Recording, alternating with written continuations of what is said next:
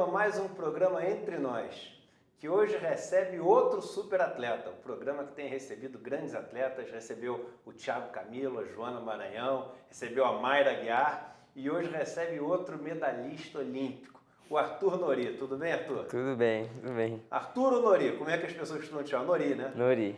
Nori, não Nori. Não, porque tem muita gente que erra e chama Nori. Porque quando não escuta, esse ele é Arthur Nori. Entendi. Aí eu falo Nori. Você é paulista, né? Sou Mas paulista de São Paulo, paulistano? paulistano. Eu nasci em Campinas, mas eu morei a vida inteira em São Paulo, eu só nasci. E me conta uma coisa, Nori, como é que tá a euforia aí da medalha? Já passou ou não? Você ainda está sonhando com aquele momento, lembrando daquela excitação toda que você viveu? Ah, sempre vem, né? Sempre vem. Tipo, tem dias que eu acordo assim e lembro do dia que eu vivi esse momento e é muito bom. E tem dia que eu acordo que, pô, eu sou medalhista olímpico, eu fico ainda na dúvida ainda, sabe? Ainda tá caindo aos poucos, porque tá continuando, a vida continua, tem Tóquio e já tô voltando aos treinos. Mudou muito a vida de um dia para o outro, assim, depois da medalha? Porque eu acompanhei algumas listas de prováveis medalhistas do Brasil e você não estava nas listas, você foi meio que uma surpresa ali, talvez não dentro do meio da ginástica, mas para os comentaristas e especialistas em Olimpíadas em geral, você foi meio que uma surpresa. O fato de ter sido uma surpresa potencializa esse negócio de trazer muita atenção para você. Mudou muito a sua vida depois da medalha, cara? Ah, mudou, teve muita visibilidade, né? Repercutiu bastante, então acho que viram bastante a ginástica, acompanharam, torceram muito, então acho que a gente ficou muito mais reconhecido, isso que mudou. Principalmente para sair, o pessoal tudo reconhece, é aquele menino da Olimpíada? Eu sou eu, sou aquele menino da Olimpíada. E tava, óbvio, todo mundo quer ganhar uma medalha, mas era algo que de verdade fazia parte dos seus planos ou os seus planos eram tipo assim, eu quero chegar numa final? Então, meu sonho era ir para uma Olimpíada, era participar de uma Olimpíada, estar na equipe olímpica. E aí quando foi chegando, depois do último Mundial, do ano passado, de 2015, meu sonho mudou, eu falei, por que não ser medalhista olímpico? Eu fiquei em quarto aqui na barra fixa, então tipo, eu comecei a sonhar alto e acreditar nesse sonho, que eu tenho capacidade. Eu vi pelo Mundial, que foi na barra fixa, um aparelho que nenhum brasileiro tinha sido finalista antes. Eu fui e acabei ficando em quarto e falei, pô, falta pouco, dá pra chegar. Então, pra Olimpíada eu fui... Foi numa etapa ou foi não? Foi no principal campeonato? Foi no Campeonato Mundial, no Mundial mesmo. Tá. Porque na ginástica tem Copa do Mundo e Campeonato Mundial. E foi num Campeonato Mundial. Olha. Uma etapa da Copa do Mundo antes eu tinha sido campeão. E aí eu fui... Da barra fixa. Da barra fixa. Na última etapa, era na etapa da Croácia, eu tinha sido campeão em 2015. Aí um mês depois era o Campeonato Mundial. E no solo, você tinha se dado bem? Solo nada. Só do ano passado, nada assim. Tipo, teve Pan-Americano, Jogos Pan-Americanos, que eu fiquei em quinto, que eu cometi um erro no solo. Eu tinha cometido um erro lá, assim, que senão eu ia conseguir medalha lá no Pan. E aí esse erro me deixou fora lá do point. Foi que na ginástica, quando você faz a posição de força estática, você tem que marcar 2 segundos. Tem que contar 1, 2, sabe? Quando você tá na argola, você tem que marcar 2 segundos. Eu marquei 1, aí você toma um caminhão de pontos ali. Aí... Agora, no solo, era algo que você vinha se preparando e treinando especificamente? Porque eu imagino que deve ter um tipo de preparação específica para o seu aparelho. Tipo assim, eu quero ir bem em todos ali, quero ter uma chance em todos, mas nesse aqui eu vou com tudo. Eu tava assim na barra antes da Olimpíada, eu tava assim, barra eu tenho chance, eu aumentei a série, eu tenho uma execução boa, então eu tava assim pra barra fixa. O solo eu sempre fiz um solo limpo, eu conseguia tirar boa nota. E esse ano eu tinha feito bons solos até a Olimpíada, tipo, com uma nota boa. E não tinha pensado que eu ia ser finalista. Foi a sua melhor nota de solo que você já teve até Foi, hoje? na vida foi. Você tirou a melhor nota não, de solo eu da acho vida que nas Olimpíadas? Foi, acho que no Mundial da China eu tirei perto. Foi 15.400, eu não lembro quanto eu tinha tirado, não foi na classificatória. Para classificar para a final era 15.500. E desde o começo desse ciclo, 2012, meu foco era o solo, que era o meu melhor aparelho, não barra ou outros aparelhos. Então, meu foco era o solo. E sempre por 2 décimos eu entrava na final, ou por 1 décimo eu entrava na final de Mundial, né? De campeonato mundial. E aí chegou na Olimpíada, eu falei, então esse é o meu momento. Nas ordens dos aparelhos, você fez a barra fixa antes ou depois do solo? Foi antes. E como é que você foi na barra fixa? Eu fui mal na barra, eu fiquei muito muito chateado, né? Porque pô, eu tava com tanta expectativa de ir bem, e pela minha nota, pelo erro que eu tive lá, dava para eu ter sido finalista e tá disputando de igual. Então aí eu fiquei muito chateado depois da barra e tinha o solo. E no solo, no treinamento de pódio, eu tinha feito um solo muito bom, que o treinamento de pódio é o treino mais importante antes da competição, que tem árbitro, eles vão... O que é o treinamento de pódio? Ele é uma simulação da competição. Tá. É, tipo, Mas então, só com brasileiro? não, é igual a competição, do jeito que vai acontecer. Tipo, o horário, o tempo de aquecimento, a arbitragem lá vai estar vendo. Então aí a arbitragem dá uns toques para os técnicos, ó, não valeu tal elemento, arruma isso, para você arrumar para a competição. Então, no treinamento de pódio é um treino mais importante. Eu tinha feito uma série muito boa de solo. E aí tipo, eu acreditei que dava. Aí eu fui pro solo todo chateado pela barra. Aí os técnicos, levanta a cabeça, vamos, tem mais cavalo e solo, né? Solo e cavalo. E aí eu sabia, eu tava confiante para entrar no solo. Teve tipo, um pouco daquela raiva gostosa de teve, falar assim, teve. agora eu vou mostrar que eu sei, eu não vou deixar passar uma Olimpíada fazendo, pô, sem só ser o que eu posso fazer. Só passando. Não, aí eu entrei, tipo, eu vou acertar, eu vou fazer bem solo aqui, é meu aparelho também. Fui, e aí, como a gente foi o primeiro grupo, logo de manhã tinha que esperar mais 2 grupos, à tarde e à noite, competir. Então é aquela expectativa de... Tinha ainda russo para apresentar, tinha ainda americano, tinha ainda chinês. Então tinha muita gente ainda para competir. Aí fiquei lá e aí acabei ficando em 9º.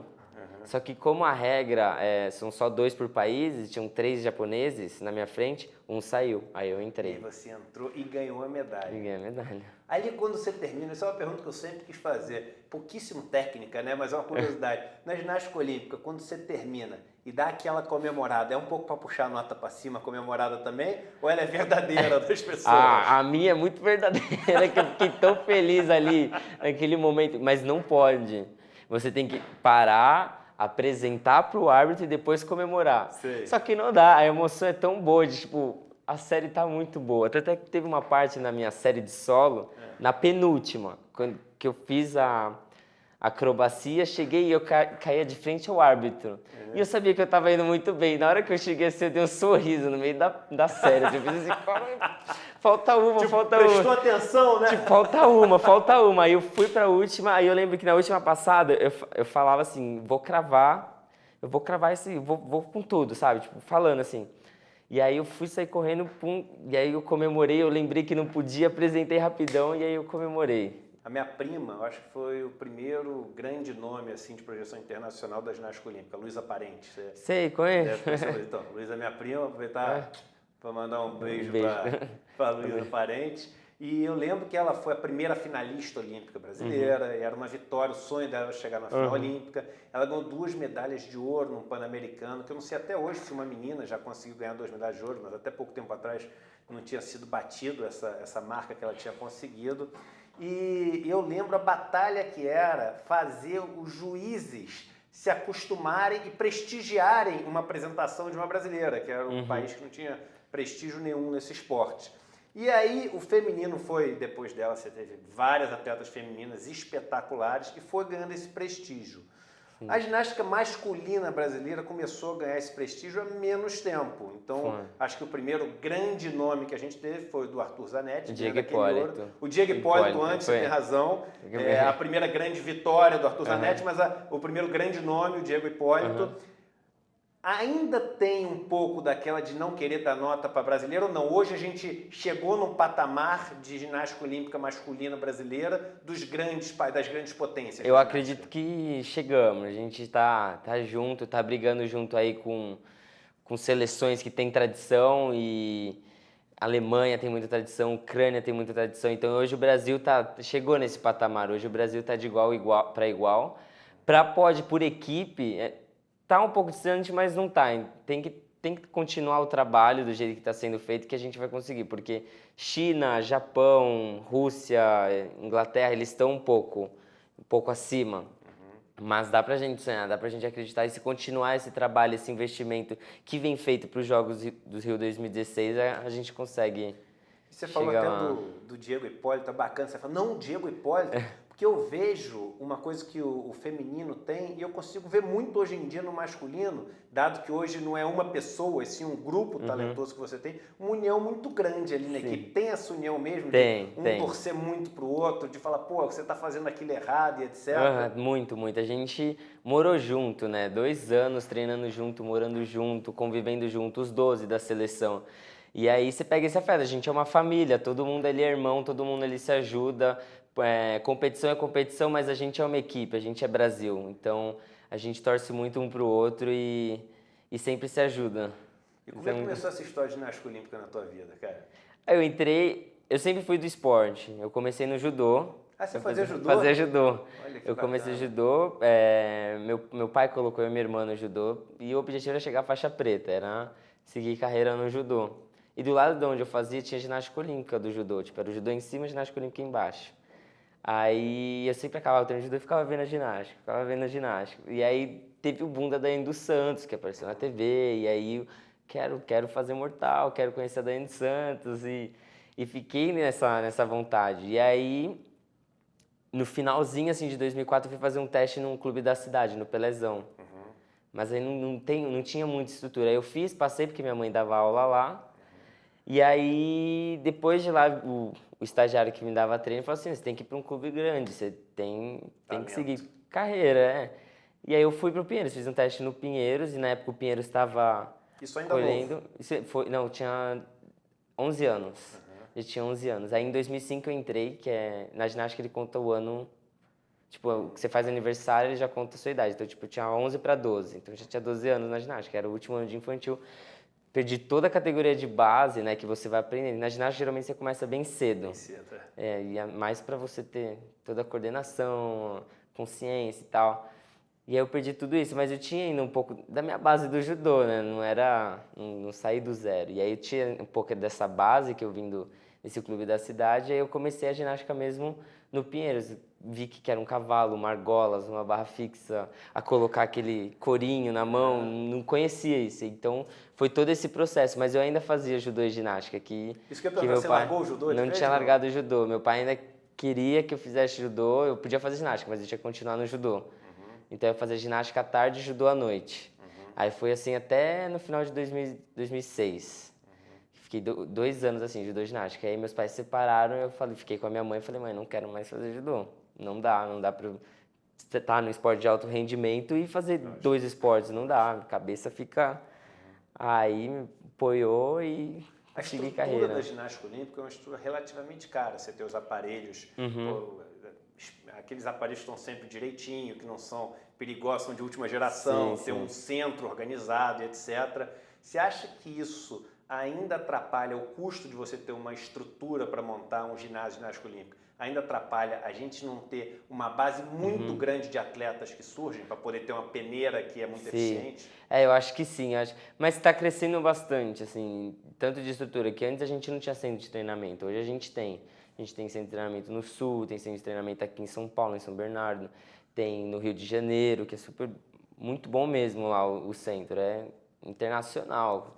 Então acho que está crescendo aos poucos, investiram bastante nesse ciclo, né, para ter bons resultados agora e que continue, né, para gerar para popularizar a ginástica e ter bastante gente praticando e tirar o talento aí de tanta gente. Então, e essa importância da ginástica para outros esportes, você acha que isso podia ser melhor explorado? Eu acho que sim, porque a ginástica dá muita base.